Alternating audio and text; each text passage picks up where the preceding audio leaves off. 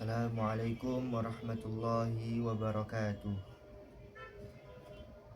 Alhamdulillahirabbil alamin wassalatu wassalamu ala asyrafil anbiya'i wal mursalin wa ala alihi wa sahbihi ajma'in.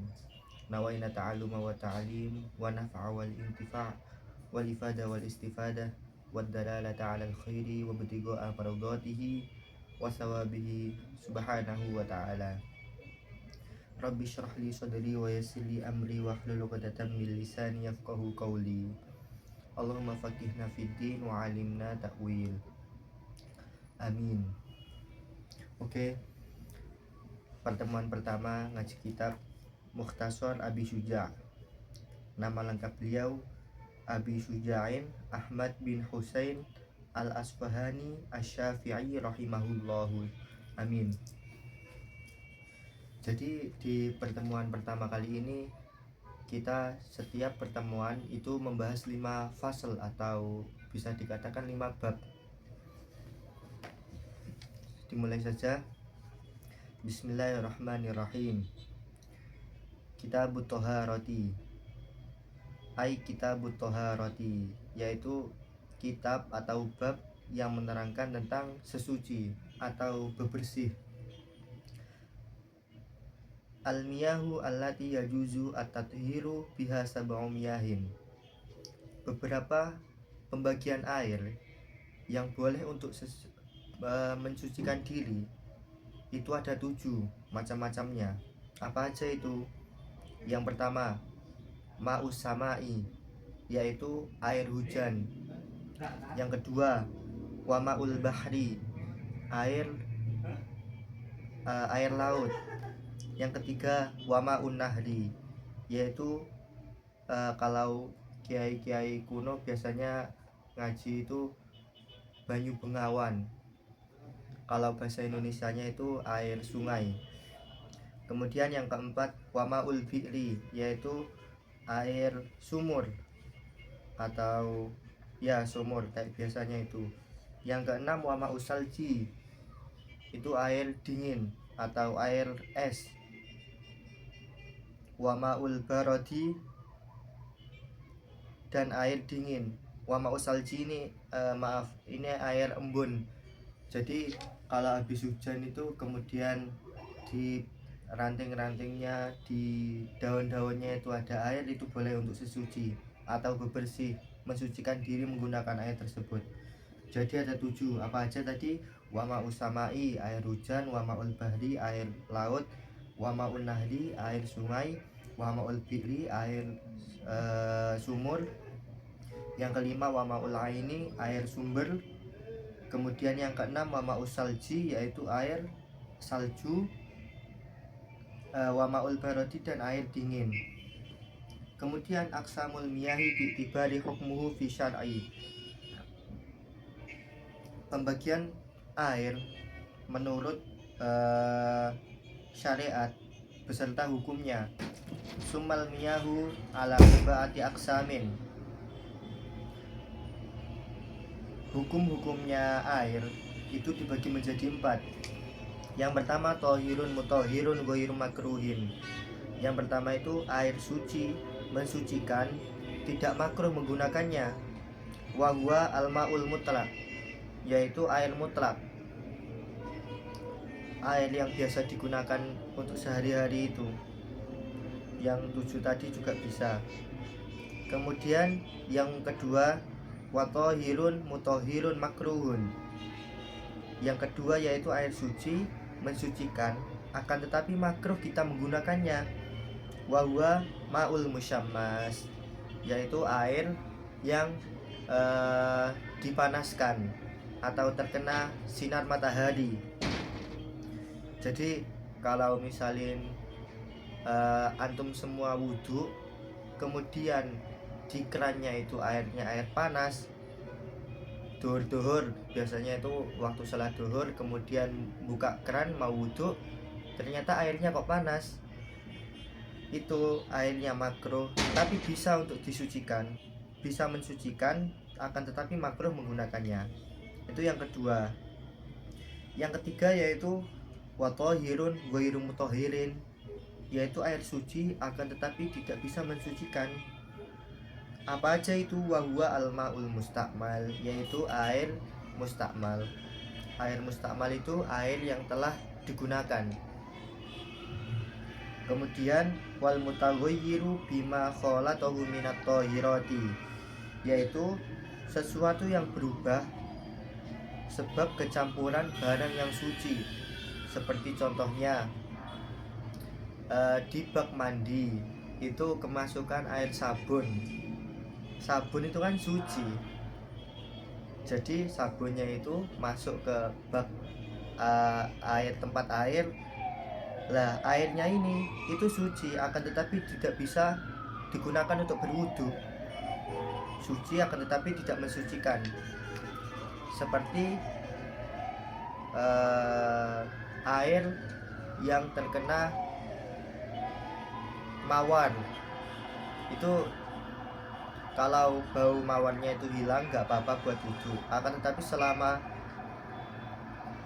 intisari mawar tersebut masih bau di air tersebut, itu tidak bisa untuk disucikan. Air tersebut tidak bisa digunakan untuk wudhu. Kemudian yang keempat yaitu wamaun najisun, air yang najis. Wahuwal ladzi halat fihi najasah, yaitu air yang terkena najis. Wahwa dunal kullatani, yaitu air dua kula, air kurang dari 2 kula. Yang kedua yaitu aukana kullataini fataghayyara, ataupun airnya tersebut 2 kula akan tetapi berubah. Jadi ini pembagian air. Kalau air kan dibagi menjadi 2, air kolil ataupun sedikit, yang kedua air kasir ataupun air banyak.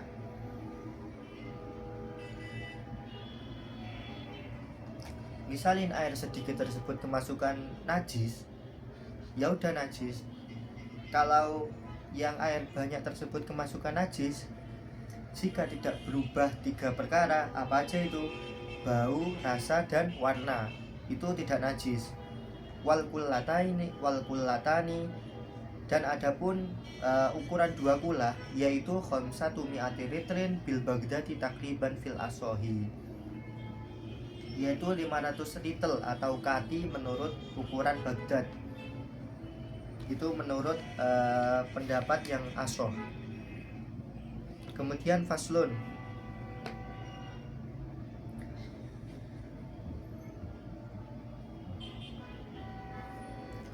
wajuludul maitati tathuru bidibaghi, yaitu fasal atau bab yang menerangkan tentang beberapa kulit bangkai yang bisa disucikan dengan disamak. Illa jilda al-kalbi, kecuali kulit daripada kalbi. Biasanya orang Jawa itu nyebutnya celeng, atau bisa disebut illa jildal kalbi itu anjing, wal khinziri dan babi, wa ma tawallada minhuma au min ahadihima, ataupun sesuatu yang dilahirkan dari persilangan anjing ataupun babi tersebut. Misalin ada profesor yang menyilangkan antara domba dan anjing. Lah hasilnya itu entah jadi apa, itu hewan tersebut hukumnya najis sama seperti anjing tersebut. Jadi yang awalnya domba itu nggak najis karena disilangkan atau diuji coba sama anjing, jadi hukumnya sama persis seperti anjing gitu. Wa'atmul maitati wa sya'ruha najisun, adapun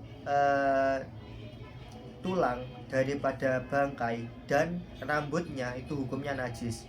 Illa sya'rul adami, kecuali rambut manusia. Adami itu anak-anak Adam, yaitu yang manusia itu semua. Jadi rambutnya enggak najis.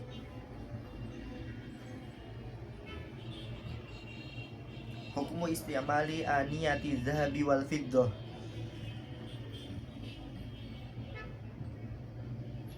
Wala yajuzu istimalu awani, tidak boleh menggunakan beberapa wadah. Apa aja itu? Az-zahab wal fiddah, yaitu daripada wadah ataupun tempat yang terbuat dari emas dan perak. Wa yajuzu isti'malu ghairihima minal awani, dan boleh menggunakan wadah selain keduanya, yaitu emas dan perak. Kemudian faslun, ahkamus siwaki faslun, yaitu hukum-hukum siwak. Wasiwaku mustahabun fi kulli halin, yaitu siwak itu disunahkan di segala kondisi, illa ba'da zawali lisoimi, kecuali setelah pindahnya matahari bagi orang yang puasa.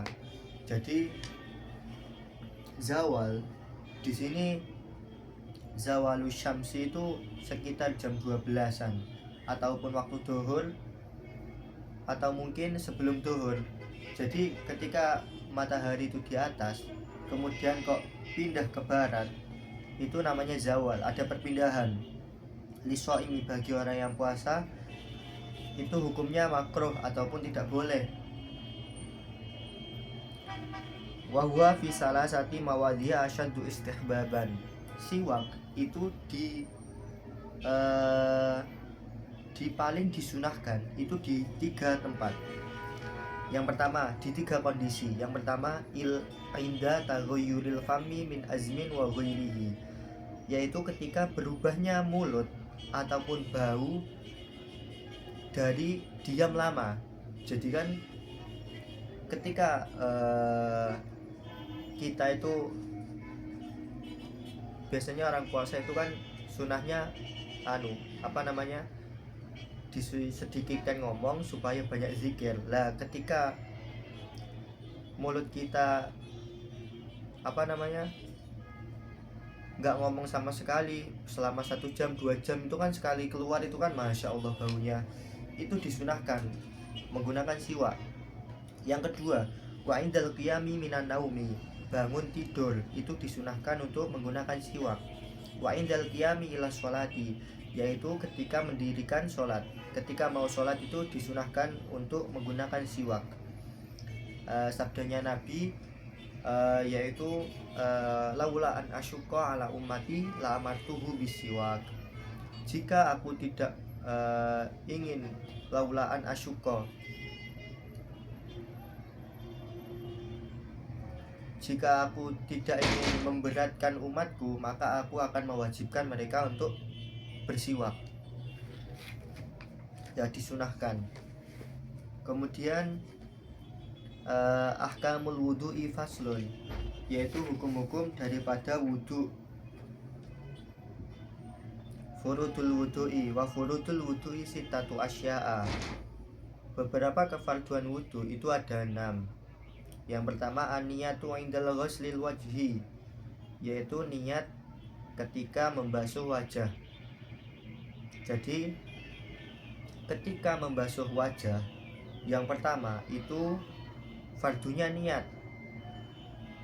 Karena definisi niat sendiri yaitu qasdu syai'in muqtarinan bi fi'lih, menyengaja melakukan sesuatu bersertaan atau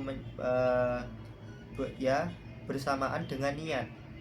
Jadi ketika basuhan pertama itu niat. Jadi kalau teman-teman ada yang bilang saya mau belajar, akan tetapi saya niat belajar, akan tetapi kalian masih berleha-leha di atas kasur, itu namanya bukan niat, itu azm. Jadi niat itu ketika seseorang tersebut niat, dia bersamaan dengan melakukan sesuatu tersebut. Kalau ingin melakukan akan tetapi belum siap, itu namanya azm. Yang kedua yaitu daripada farduan wudu, yaitu ghuslul wajhi. Yang pertama tadi kan niat, kemudian yang kedua ghuslul wajhi, membasuh wajah. Yang ketiga ghuslul yadaini ma'al mirfaqaini, yaitu membasuh kedua tangan beserta sikut-sikutnya.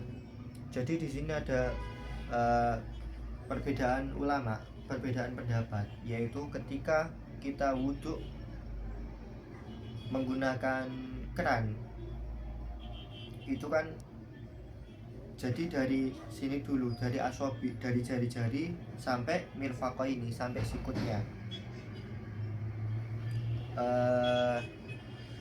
Kalau kita diwudukan atau alias dibantu sama orang lain menggunakan gayung tersebut, menggunakan gayung itu disunahkan dari sikutnya terlebih dahulu, kemudian sampai ujung-ujung jari.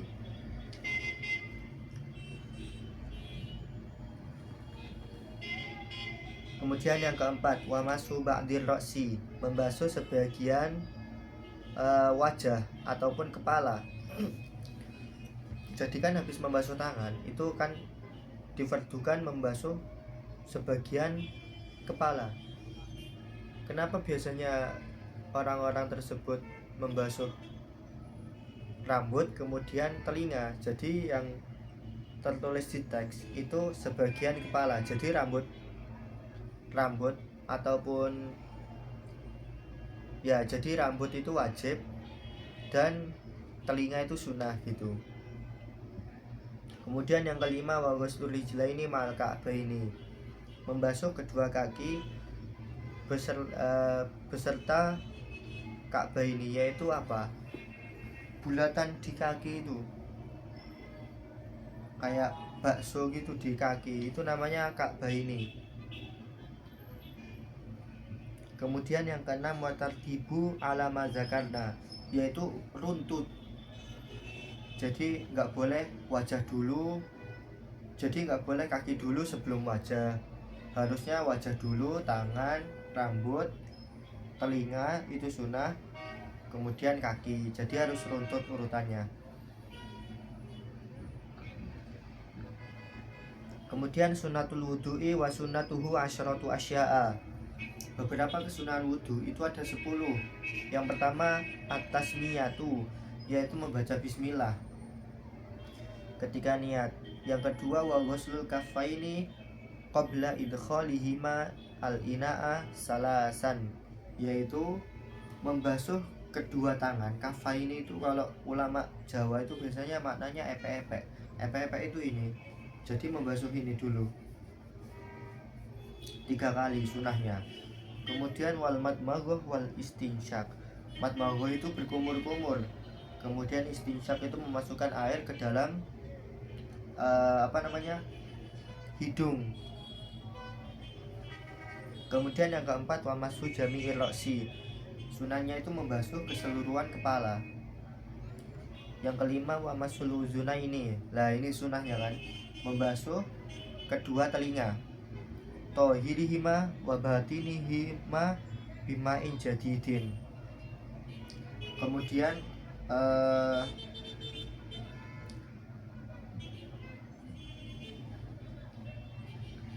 lanjut yang keenam, wa takhlilul lihyati al-kasati, yaitu nyelani jenggot kita yang tebal. Jadi kalau bapak-bapak itu, bapaknya antum semua itu ada yang punya jenggot tebal, itu disunahkan untuk menyela-nyelani air gini supaya bersih. Kemudian wa takhlilul asabi yadaini wal rijlaini, yaitu menyela-nyelani atau menggosok gini kedua jari tangan dan jari kaki.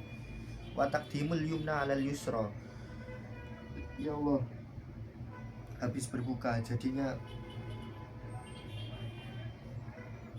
Wa taqdimul yumna 'alal yusra, mendahulukan bagian kanan daripada bagian kiri. Wa taharatu salasan wa salasan, yaitu mensucikannya 3 kali. Jadi ketika wudhu di basuhan pertama itu yang fardu, 2 ke 3 itu sunnah. Wal mualah, kemudian yang ke-10 wal mualatu, yaitu bersambung.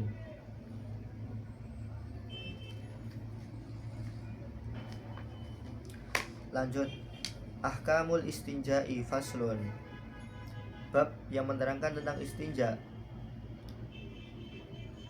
Istinja itu uh,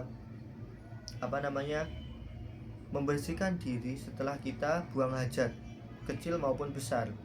Hukmul istinja'i wal istinja'u wajibun minal bauli wal ghaiti. Hukumnya istinja itu wajib bagi seseorang yang telah kencing maupun berak. Jadi hukumnya wajib. Al istinja'u al mustahabbu wal afdalu ayastanji'a bil ahjari summa yutbi'uha bil ma'i. Yang paling utama itu mensucikan menggunakan batu kemudian disusul dengan air. Jadi dulu kan zamannya Rasul itu kan air itu sangat langka sekali. Jadi disunahkan itu menggunakan 3 batu kemudian air. Kalau di Indonesia kan mayoritas air melimpah, kemudian di mana-mana sumbernya banyak. Jadi afdolnya itu menggunakan air. Wa yajuzu ayyaktasira ala al-ma'i aw ala salasati ahjarin.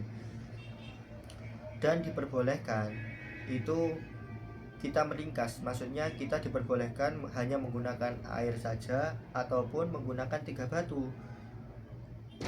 3 batu ini yungqi bihinna al-mahalla, yaitu berpindah-pindah tempatnya. Jadi habis batu bagian sini itu bagian sini. Jadi nggak boleh setelah batu ini lagi nggak boleh. Jadi harus berbolak-balik, itu maksudnya yunti bihinna al mahalla. Fa idza arada al iktisara ala ahadihima fal ma'u afdal. Ketika seseorang tersebut ingin meringkas daripada 2 air dan batu tersebut, yang paling utama itu yang mana? Yang air. Jadi air itu lebih bisa mensucikan daripada batu. Wa yajtanibu min adabi qada'il hajah, yaitu daripada tata krama sopan santun ketika buang hajat. Yang pertama ada istiqbalil kiblati wastidbaroha, yaitu tidak menghadap ke kiblat maupun membelakanginya. Wa yajtanibu istiqbalul kiblati wastidbaroha fi sahra'i, itu konteksnya ketika di tanah lapang, ataupun kalau sohro itu biasanya padang pasir, itu nggak boleh. Tanah lapang kemudian kita buang hajat menghadap ke kiblat ataupun kita membelakanginya, itu nggak boleh. Tajtanibu al-mawadi'a allati nuhiya an qada'il hajah fiha wa ijtanibul baula wal ghaid fil ma'il ar-raqid. Kita tidak diperbolehkan atau harus menjauhi buang hadas kecil maupun besar itu di air yang tenang, di genangan air itu nggak boleh, karena najisnya akan tambah banyak nanti. Watah tasyajarati mulsmirati, lanjut, yaitu di bawah pepohonan yang berbuah. Wafit tariqi, dan di jalan nggak boleh. Wal dilli itu bisa diartikan RTH kalau sekarang, jadi tempat berteduh. Wasakobi, di leng itu lubang ataupun bisa dibilang rumahnya semut, rumahnya ular, rumahnya kalajengking. Mereka juga makhluk hidup, makhluknya Allah. Jadi nggak boleh kita semena-mena ingin buang air kecil di lubang tersebut. Walayatakallam, tidak boleh berbicara.